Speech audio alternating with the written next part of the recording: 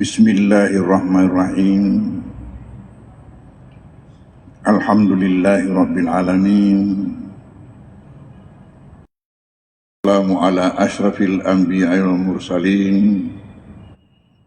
Sayyidina Muhammadin wa ala alihi wa ashabihi wa atba'ihi ajma'in. Alhamdulillah bahwa pada malam hari mubarak ini atas rahmat Allah Subhanahu wa ta'ala maka pengajian kita ini dapat berlangsung di mana kita sama-sama sempat pula untuk menghadirinya. Alhamdulillah.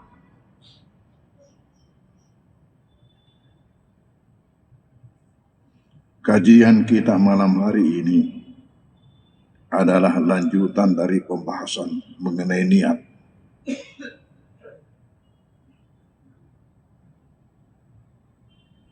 Dalam kajian kita Jumat lalu dibicarakan di mana sebenarnya tempat niat itu.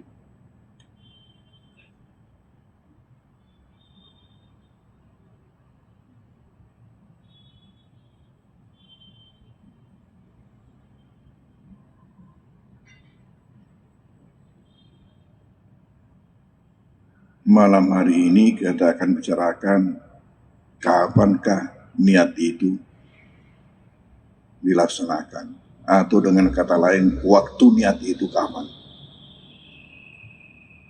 waktu berniat itu kapan.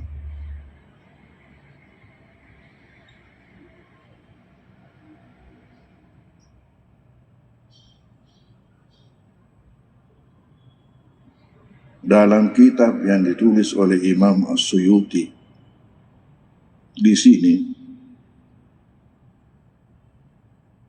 mengatakan al-aslu anna waqtaha awwalu ibadat wa nahwiha. Yang menjadi dasar ialah waktu niat itu ialah pada awal ibadah.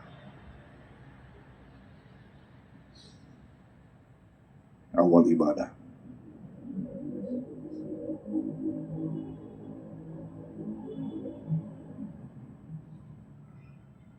Tetapi waharaja min zalika as-saum.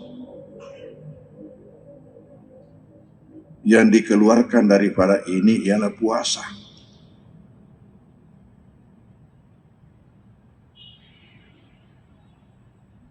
Mengapa sampai puasa itu bukan awal ibadah? Itu pada hakikatnya adalah untuk keringanan buat hamba. Jadi pada awalnya fajuiza taqdimu niyati ala awwali waktu. Maka dibolehkan didahulukan niatnya daripada awal puasanya.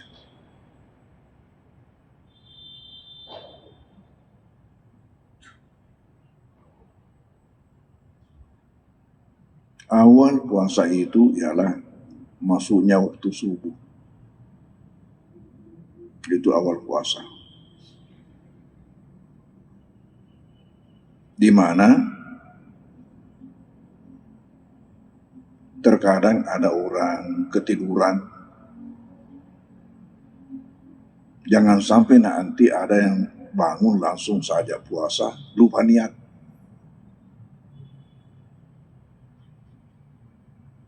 Oleh karena itu, untuk meringankan kepada hamba, maka pada awalnya didahulukan niat memang sebelum tidur.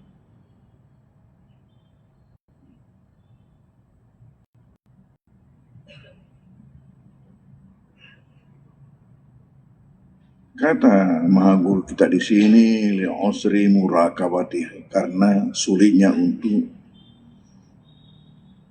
dijaga itu. Summa sarazalika ila an wajabah. kemudian hal itu berlangsung yang berakhir dengan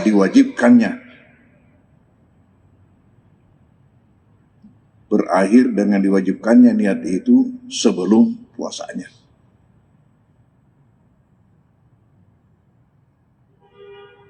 Kenapa? Kalau nawa ma'al fajri lam yasihha fil asah. Apabila nanti fajar baru dia berniat, maka menurut pendapat yang paling sah, sudah tidak sah lagi puasanya.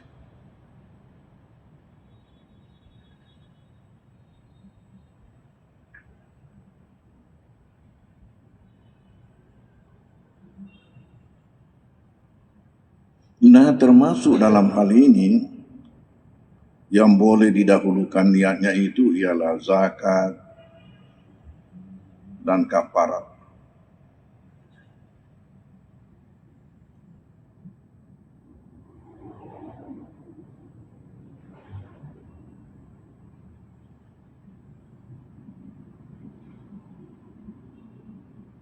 Kenapa? Karena ini zakat kafarat boleh diwakilkan kepada orang lain untuk menyerahkan.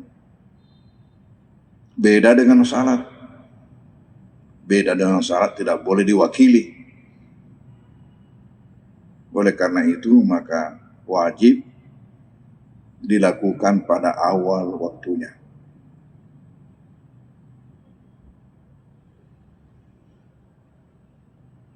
Bagaimana kalau ada orang ketika salat dia lupa niat?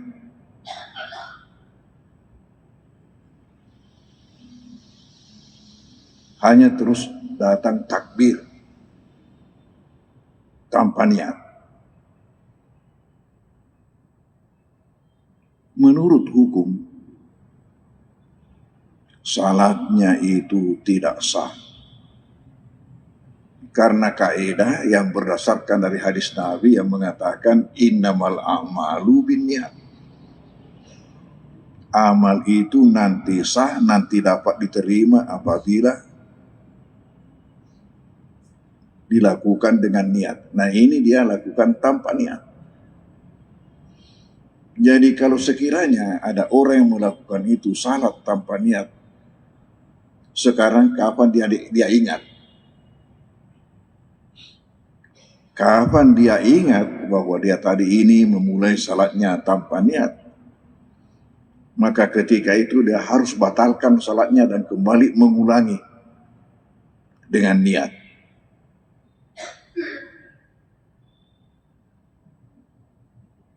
Walaupun sementara dalam salat. Karena ketika itu dia baru menyadari bahwa ternyata salatnya ini tidak sah, jadi sia-sia. Makanya langsung dia ulangi.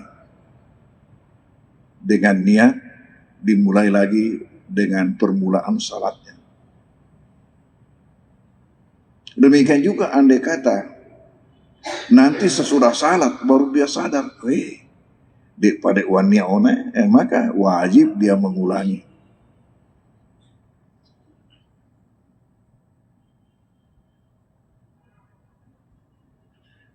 Karena apabila kita lupa akan suatu rukun dalam salat,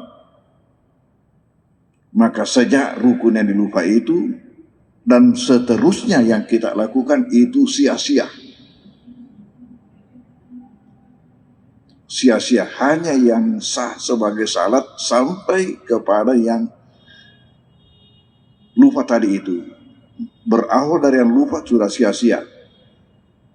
Jadi, di mana saja kita ingat, kapan saja kita ingat, kalau masih dalam salat kita langsung harus kembali kepada yang lupa tadi itu.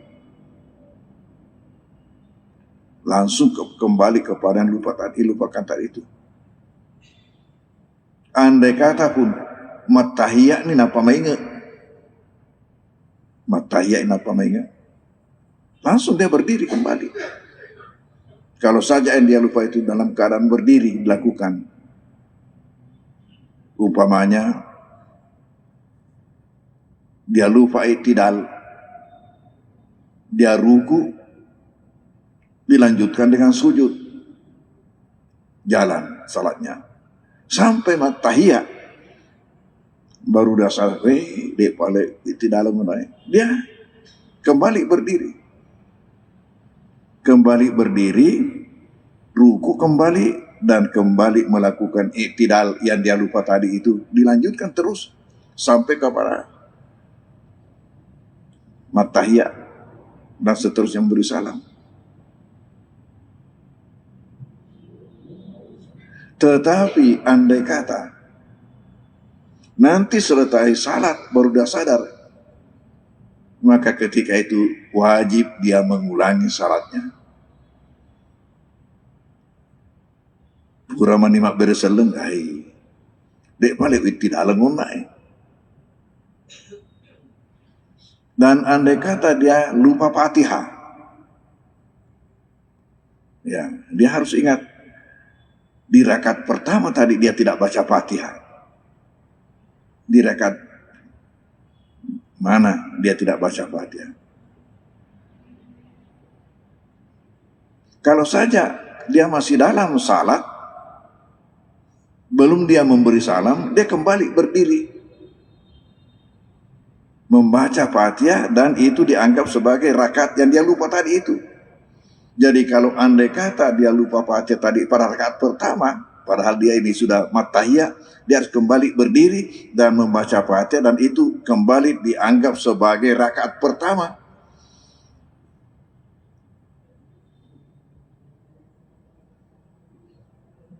Masa nama nangyaina taniaan ngajian. Lu tanian ngajian, dek mena ni lolong ngaki ceramai.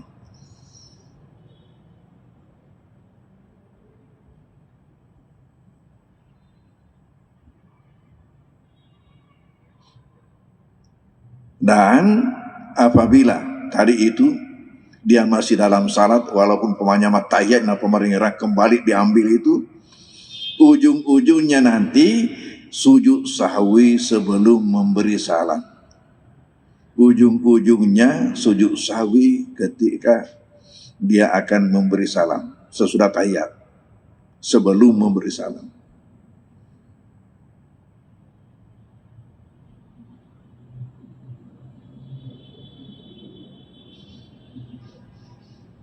Yang sering terjadi ini, ragu-ragu dalam rakaat salatnya.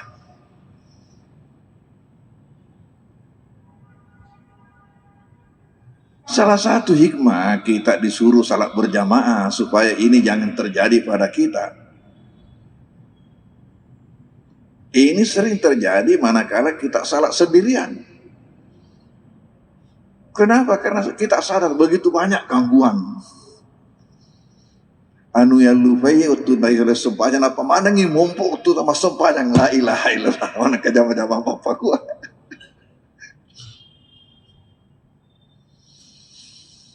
Nah akibat daripada itu bingung, mati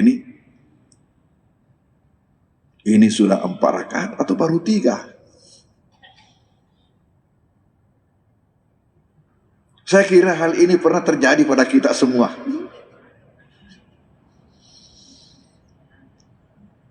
Itu salah satu ancaman salat sendirian. Lalu bagaimana penyelesaiannya kalau itu terjadi pada kita? Nabi memberikan petunjuk. Nabi memberikan petunjuk, yaitu bagaimana anggap rakaat yang dibawa ini sudah 4 atau baru 3? Rakaat yang dibawa 3, baru 3.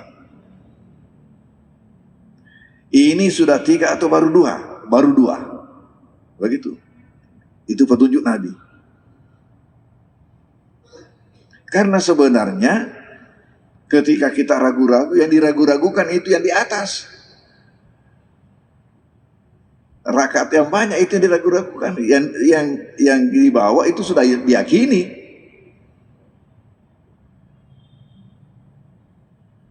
Ini sudah 4 baru 3, sebenarnya itu yang diragu-ragukan 4-nya. 3-nya itu sudah yakin.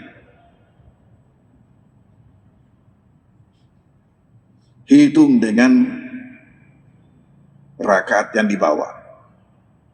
Baru 3. Nah sekarang pertanyaan, apa betul baru 3 atau sudah 4? Kemungkinan salah satunya itu yang benar. Kalau saja memang baru 3,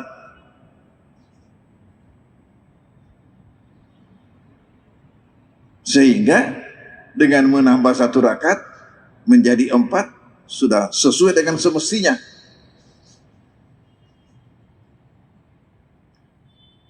Tetapi bagaimana kalau sebenarnya sudah 4? Lalu ditambah lagi 1 rakaat, akhirnya menjadi 5. Perhitungan kita baru 4 setelah ditambah, padahal sebenarnya yang kenyataannya itu sudah 5. Nabi ada memberikan keterangan bahwa apabila andai kata sebenarnya sudah genap, sudah 4, tapi dengan perhitungan tadi sesuai petunjuk baru 3, sehingga ditambah 1, akhirnya kenyataannya menjadi 5. Apa kata Nabi? Akhiri dengan sujud sahwi. Dengan sujud sahwi itu mengembalikan, menormalkan kembali yang 5 itu menjadi 4. Fungsi sujud sahwi di sini ialah menormalkan kembali yang 5 itu menjadi 4. Tetapi bagaimana kalau memang baru 3? Sehingga ditambah 1 rakaat menjadi 4. Jadi sebenarnya sudah sesuai dengan semestinya. Lalu ditutup juga dengan sujud sahwi. Jadi apabila terjadi keraguan-raguan seperti itu, ingat, ujung-ujungnya sujud sahwi dengan cara menghitung angka yang dibawa.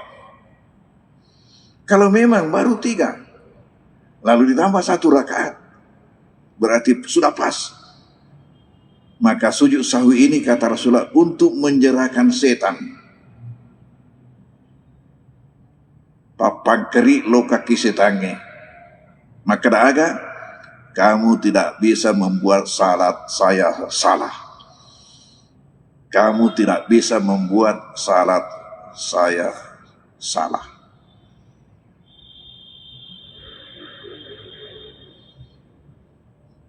Ini harus kita ketahui semua karena ini bisa saja terjadi pada kita semua. Neka ya rotode na pura ngaji, magani kira-kira lo ken waga ni ko pakiro ele makutar kai siandra kandi sempajaku.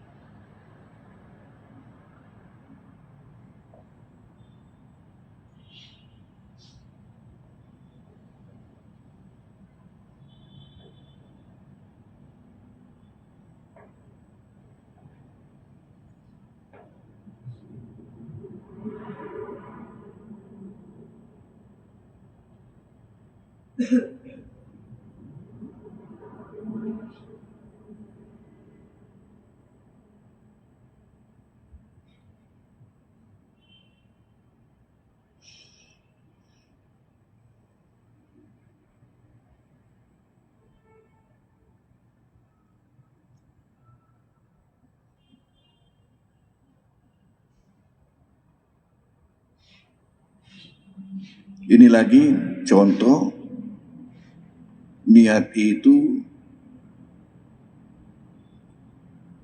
didahulukan sebelum waktunya. Kalau kita menjamak salat dengan jamak takdim, al-jamu fa inna niyatahu fi salatil ula.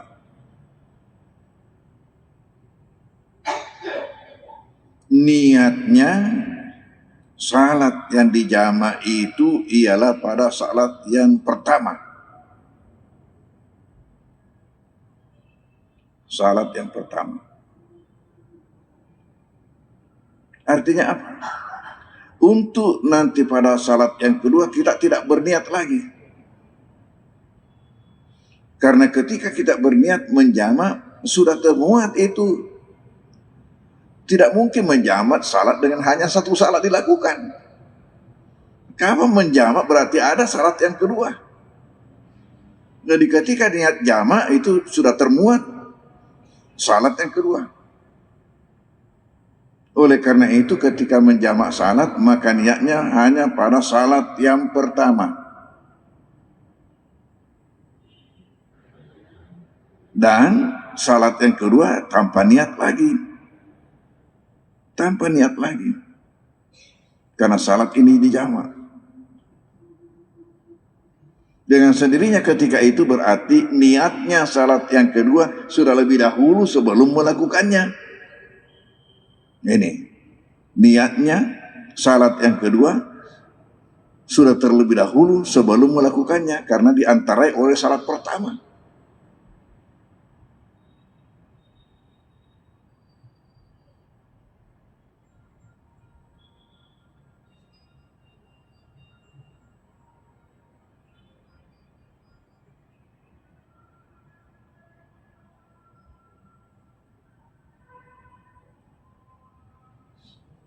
Kemudian karena itu pula maka termasuk salat jamak takdim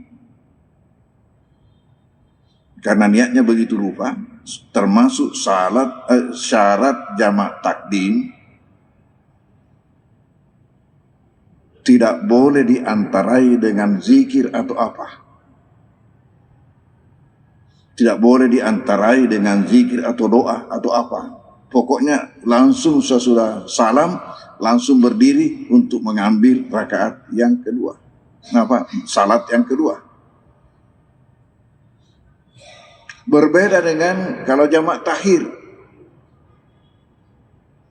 Kalau jamak takhir karena boleh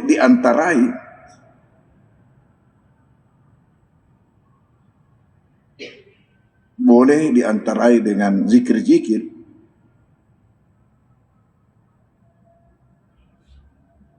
sehingga niatnya boleh terpisah.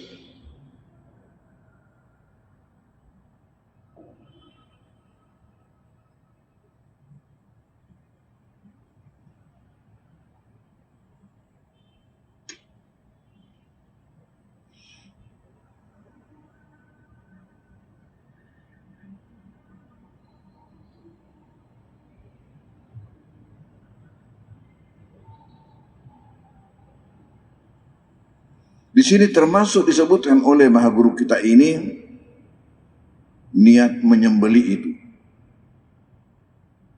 Niat menyembeli boleh terpisah dengan melakukannya. Artinya pada waktu memotongnya boleh terpisah. Niatul udhiyah yajuz takdimuha ala zabhi. Niat kurban boleh didahulukan sebelum menyembelinya. Wala yajibu tiranuha, dan tidak wajib untuk serangkai bersamaan dengan waktu menyembelinya.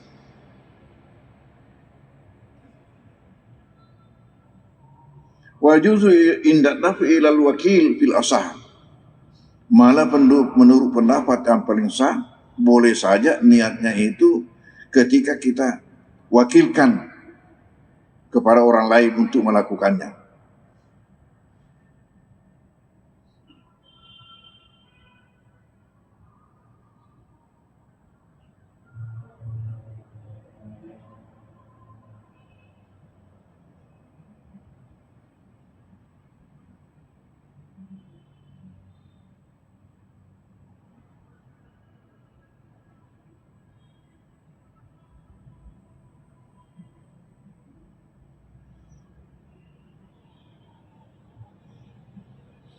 Kemudian di sini ada catatan-catatan yang diberikan kepada kita. Ialah pertama, apabila ibadah itu awalnya adalah zikir, maka wajib serangkai dengan lafaz zikir itu. Pendapat yang kedua mengatakan cukup apabila serangkai dengan awalnya zikir itu. Contoh ibadah yang awalnya zikir, salat. Apa awalnya zikir? Takbir ihram. Awal salat dengan kita takbir ihram berarti zikir. Nah, di sini dikatakan itu niatnya adalah harus serangkai dengan semua lafadznya. Ini satu pendapat. Pendapat yang kedua mengatakan cukup apabila serangkai dengan awal zikirnya. Jadi bagaimana? Ini menurut pendapat pertama, niatna sempajange silampai Allahu Akbar. Kilalena Allahu Akbar munroh. Ini menurut pendapat pertama, serangkai dengan zikir itu. Jadi mulai dari A sampai R. Allahu Akbar. Kutonirul namun niatna. Saya berniat salah Isa, makmuman karena Allah.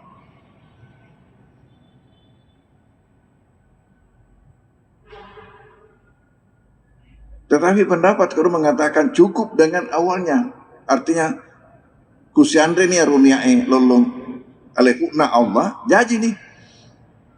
Dengan alasan ada di dalam Al-Quran Allah mengatakan kami tidak jadikan dua hati di dalam satu orang. Kami tidak jadikan dua hati dalam satu orang. Maksudnya seorang itu tidak bisa mengingat dua hal bersamaan. Mengerangi sek dia, nah lupa itu sek dia. Ini pendapat yang kedua. Oleh karena itu, kapan dia ingat itu niatnya, lupa makna Allahu Akbar.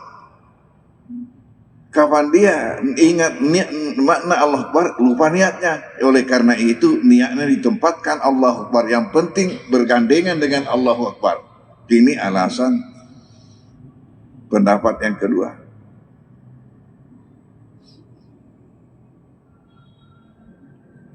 Nah, saya kira ini yang cocok dengan orang awam macam kita ini semua. Mungkinlah orang-orang khusus itu bisa melakukan itu bersamaan. Tapi kalau menurut Al-Quran tidak bisa. Kalau menurut Al-Quran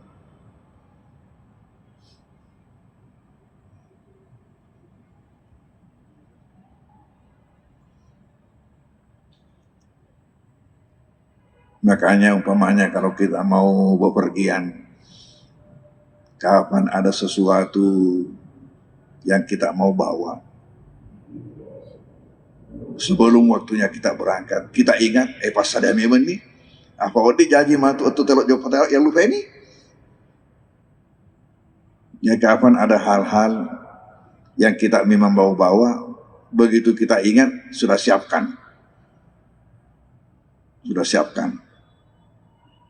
Dan sebaiknya ya kalau bisa berdiri sendiri barang itu tempatkan di belakang pintu. Dek nanti nak lupa ikut jauh pagi ngasap topai 7 mata.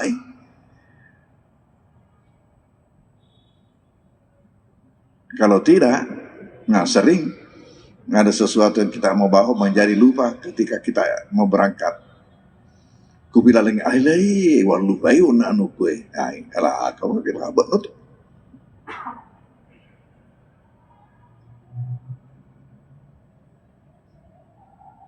Ini catatan pertama. Kalau ibadah itu adalah awalnya zikir, ada dua pendapat. Niatnya, siapa bisa sepanjang zikir itu di situ dia letakkan niat, oke. Tapi siapa yang tidak bisa, maka niat itu sebelum zikir itu, sebelum masuk zikir itu. Yang penting serangkai, si Andri.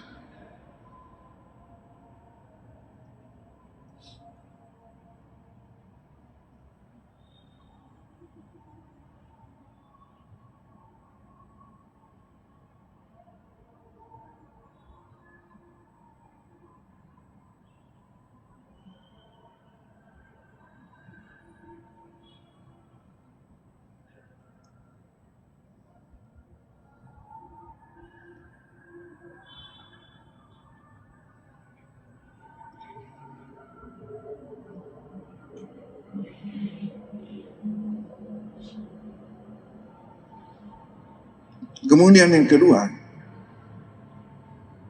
apabila ibadah itu mempunyai dua awal, awal hakiki dan awal nisbi, maka wajib serangkai niat pada keduanya.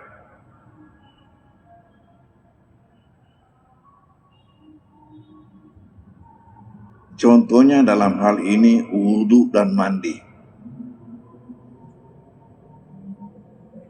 Yang disebut awal hakiki di sini ialah awal rukun dari ibadah itu. Awal nisbi yaitu apabila dimulai dengan sebelum rukunnya. Contoh nama jenne. Awal hakikinna jenne wattunna ibisai rupai. Awal nisbina wattunna ibisai limai, apa mulai ibisai limai. Maka awal hakiki, kalau di situ baru kita berniat, maka ini yang sebelumnya tidak dapat pahala. Wudhu kita sah karena kita berwudhu pada awal rukun. Rukun pertama sudah niat.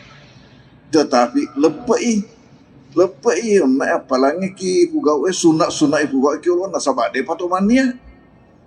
Ya apa nak jopa apalagi ketika kita sudah berniat. Sebelum berniat belum jalan pahala.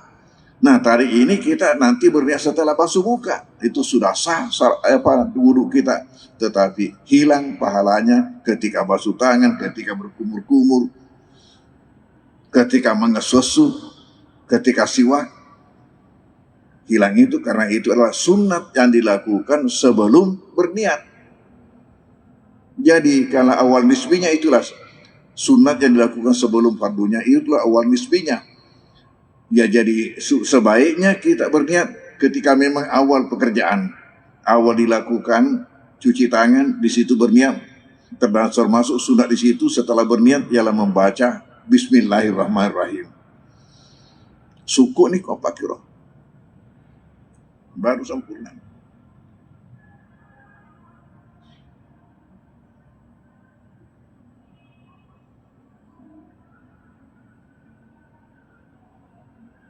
Demikian juga waktu mandi. Waktu mandi, awal hakikinya itu ketika menyiram tubuh. Tetapi ada sunat sebelumnya. Ada sunat sebelumnya itu. Apa itu sunat sebelumnya? Yaitu kita berwudu. Dan ada wajib sebelumnya, sebelum mandinya, yaitu kita istinja. Apabila kita habis buang air, itu wajib sebelum mandi dilakukan. Nah, agar supaya kita mendapatkan pahala semua itu, maka niatnya sudah di situ. Nah, ini contohnya mendahulukan niat. Niatnya sudah di situ. Jadi dalam hal ini lebih dahulu niat mandinya, baru niat wudunya. Karena kita mau mandi ini dengan sempurna dengan sunat-sunatnya.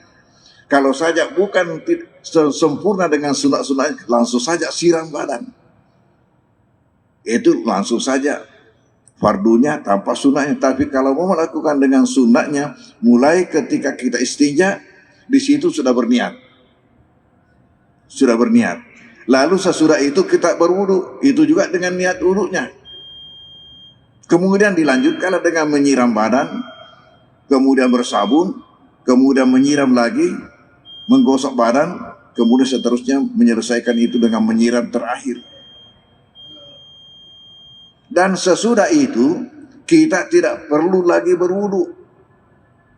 Sudah wudunya sudah lebih dahulu, tidak perlu lagi berwudu, terkecuali kalau ketika kita habis mandi ini menyentuh lama rupa,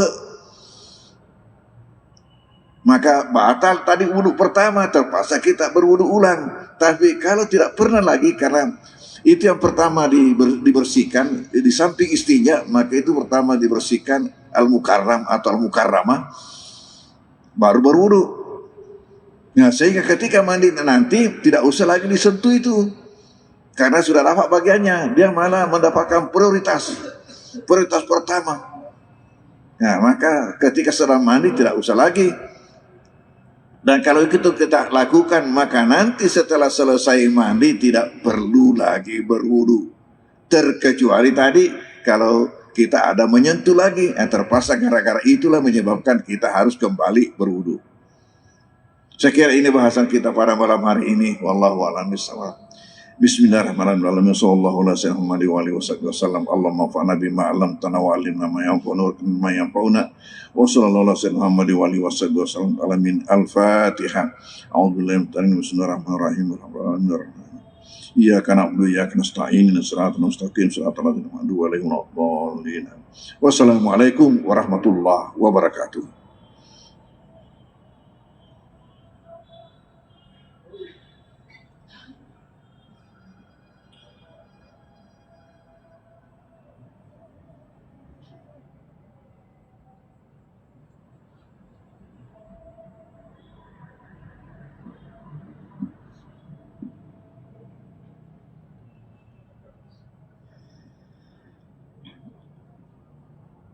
Allahu Akbar, Allah. Download Tribun X sekarang, menghadirkan lokal menjadi Indonesia.